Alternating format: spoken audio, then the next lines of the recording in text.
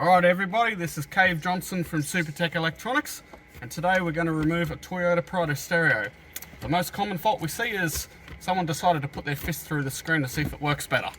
Alright, the tools you need today is a 10mm socket and a plastic spudger. First thing we're going to do is remove this bottom section here. It's just on clips, so you get your spudger in underneath and you pop it out. The clips can be quite strong, but the whole thing just comes out and sits down like that. Now underneath there'll be 4 10mm bolts. You just want to get those out. Alright, now that we've got the bolts out, the whole stereo will come out. So the air vents will come out too. It'll separate between the grill and that. So you grab it from the bottom and pull. It will be on clips and held in with electrical cables. So they're all the ones underneath. So basically you just press the clip and pull the connector out. You don't have to worry where they go as they are keyed. You can only get them back in one spot.